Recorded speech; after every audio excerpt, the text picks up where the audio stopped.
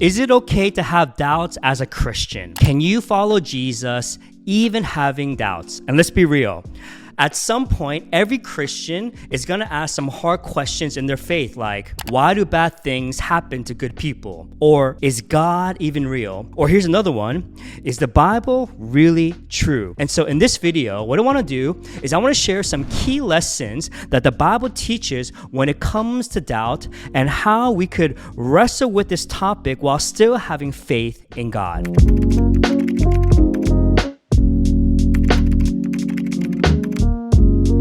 So, lesson number one, you are not alone in your doubts. You are not alone in your faith journey if you have doubts. So, you don't have to feel ashamed or guilty. And in fact, I would argue that you are in very good company because did you know that there are so many people in the Bible who had their share of doubts? I mean, there were quite a few, but I'm going to share just one example. So there were disciples of Jesus that had their share of doubts, which is kind of crazy to think about because the disciples lived with Jesus for 3 whole years. I mean, they learned from him, they ate with him, and they even witnessed Jesus perform all these crazy miracles.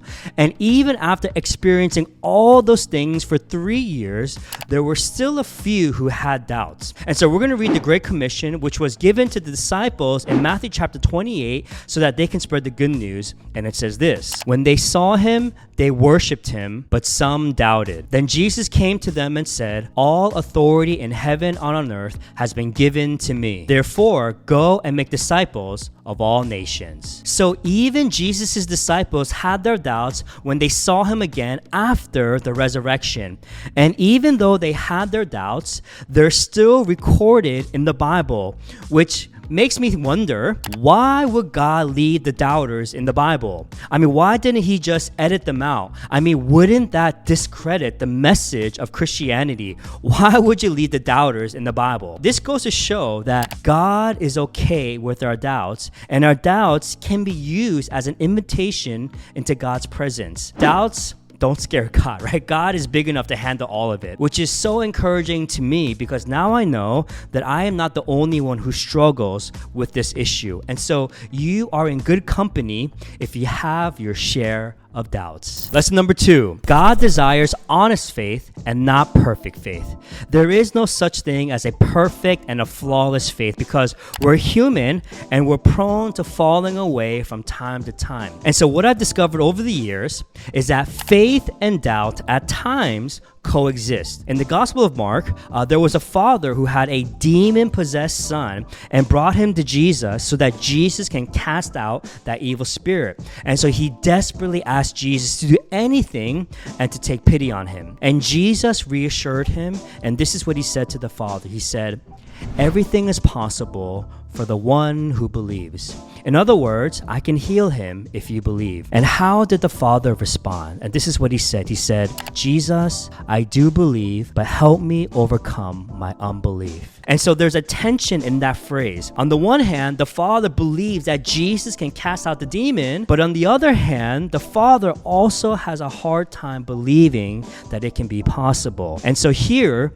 the head and the heart are not fully in sync. There's a tension. But check this out. Jesus wasn't disappointed that the father didn't have perfect faith, but he responded to his honest faith and ended up healing the son. And so Jesus met the father in the midst of his tension. Jesus responded to the father's honest faith, not perfect faith, but honest faith. And in the same way, being a Christian isn't about knowing all the answers or having it all figured out, but it's really being about honest and sincere with where you are with God and making room for him to move in your life. Lesson number 3.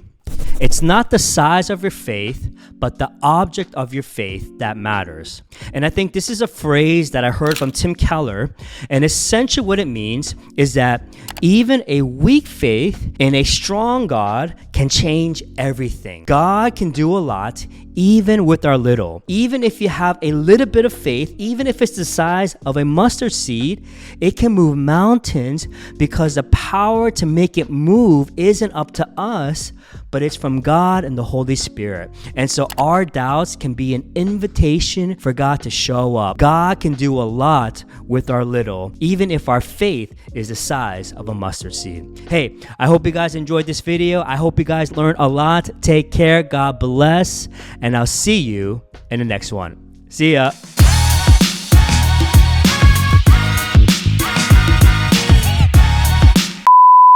So here is today's corny joke of the day. Why should you never fart in an Apple store? Because there are no windows. Boom.